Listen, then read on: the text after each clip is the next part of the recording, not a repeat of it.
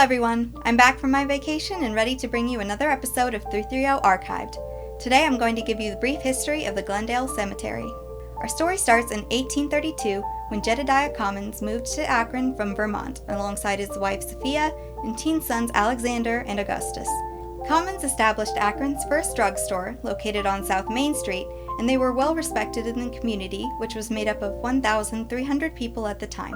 5 years later, however, the family experienced a great tragedy when Augustus, described by his father as a son of much promise just entering the threshold of manhood, died at age 20 on October 27, 1837, after contracting an illness not curable with any medicine Commons had on hand, congestive fever, or as we would call it today, malaria.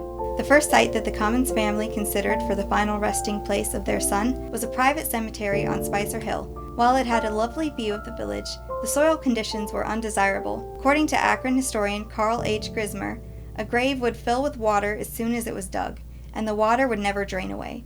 Finding the conditions inadequate for his son's burial, Commons kept Augustus's body in a receiving casket of alcohol, storing it for over a year until he could find a better option. In the summer of 1838, Commons visited Mount Auburn, a rural cemetery near Boston, Massachusetts, to find inspiration to build a tomb for Augustus. The monuments nestled in woods and hills gave him the idea that Akron should have a rural cemetery too, and once he returned home and lobbied for the proposal, many other villagers agreed. On March 18, 1839, the Ohio legislature approved an act to create the Akron Rural Cemetery Association. This was the first similarly chartered cemetery in Ohio and the third in the nation.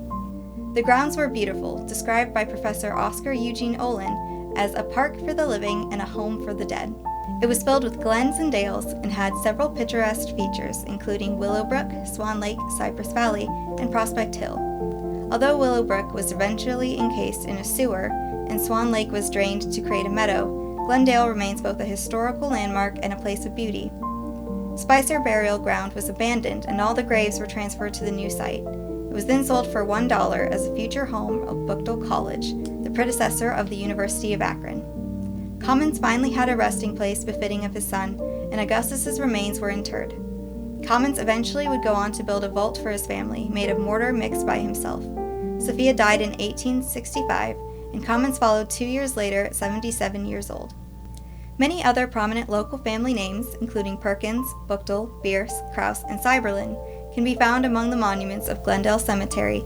4 buildings near the main entrance, the Superintendent's House, the Civil War Memorial Chapel, the Bell Tower, and the cemetery office, are all listed on the National Register of Historic Places. The grounds in their totality were added in 2001. And there you have the history of Glendale Cemetery. For more content like this, please consider checking out our social media accounts. Like our Facebook page, love our Instagram posts, follow us on Twitter, and subscribe to our YouTube channel to stay up to date on all the latest news, entertainment coverage, and so much more, all from 330 To Go, Akron's hottest and fastest news and entertainment network. Thank you for watching, and we'll see you all next time.